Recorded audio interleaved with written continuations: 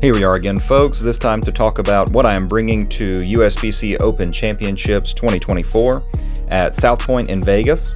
We're going to start out with an easy one. The first ball I'm bringing is my spare ball.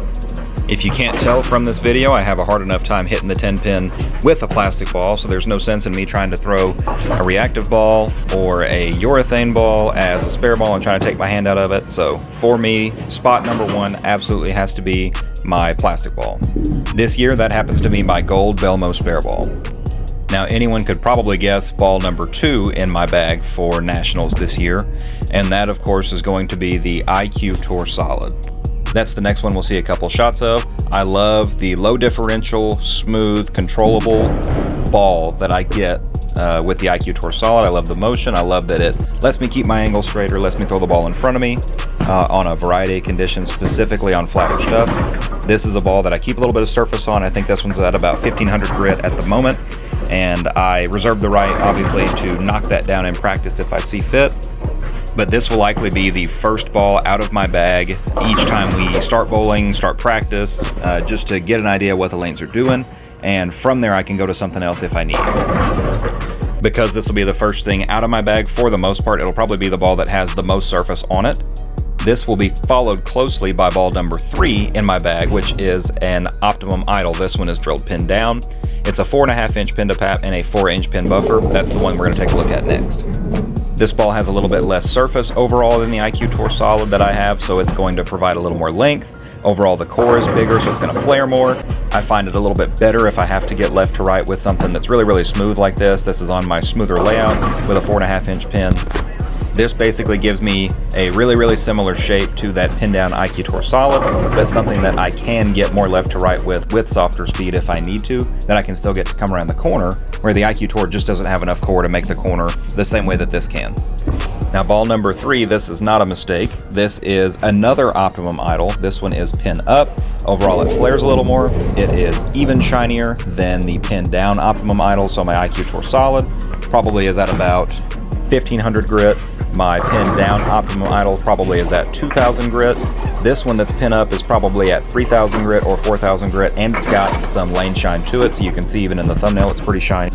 This is going to come into play if I start in those pin down smoother balls and the lanes start to carry down where they quit cornering. This ball will give me a similar motion, a similar type of revving up in the mid lane sort of shape, but tip off of the back of the pattern a little bit more and continue off of it a little bit more, and overall hook a little bit more totally, but also down the lane.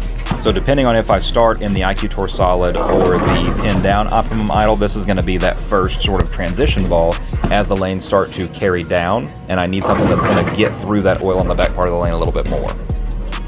The Idle has been a favorite of mine since it's come out. It provides the same controllable, symmetrical, solid type of shape that I get out of the IQ Tour Solid, but because it's a little bit more dynamic, I can cover more boards with it and throw it harder and still get it to make the corner or pick up, where the IQ Tour Solid doesn't have quite enough weight block, again, to really let me do every single thing that I want to be able to do.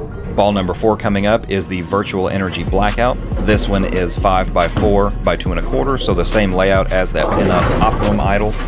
This is going to come into play if the lanes really start to hook, where I can't get those solid symmetrical balls to clear and store energy properly, where I'm leaving flat 10s or 4 pins, or I'm in between a 4-pin and a 10-pin. That's going to tell me to get in this cleaner cover, bigger asymmetrical ball. This type of piece is going to allow me to get my feet left and maybe open up my angles once they do start to open up and hook a little bit more, and still count on it to recover and hook down lane and store energy if those solid covers are not pushing through the front part of the lane correctly. This was filmed on just a stretched out house shot, so they are a little bit slick and long through the middle part of the lane for this to look good.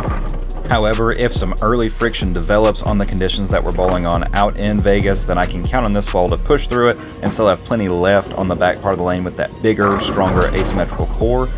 That this is going to be a really good transition piece as like a 2-ball if they really start to hook quickly, or if they initially carry down and then start to open up, this will fit in that 3-ball spot for me.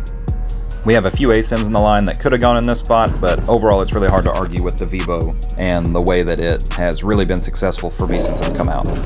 Ball number 6, and the last one in the Nationals arsenal, is the IQ78U. There's been a lot of success in some of the Nationals events as well as the Bowler's Journal with urethane out of some of the right-handers that I've seen that have bowled that are a little higher level. And so I think this is going to be something that if it does come into play, I'm really going to need it and not be able to make anything else work. And so that's kind of why I think this is going to make it into my bag. I'm traditionally not the biggest fan with urethane. I'm not the best with it. But I think if I don't need it, I would rather have it with me than get there and it be in play or on our pair we have people throwing urethane and I feel locked out where I absolutely need to have it. So one of those things I'd rather have and not need than need and not have. Thanks for tuning in. I wanted to do this before we get out of here. We leave tomorrow. Leave me a comment. Let me know what you think of my Nationals arsenal, what you brought this year. Any thoughts, comments that you have, feel free to leave them down below. As always, thanks so much for watching, and we'll see you next time.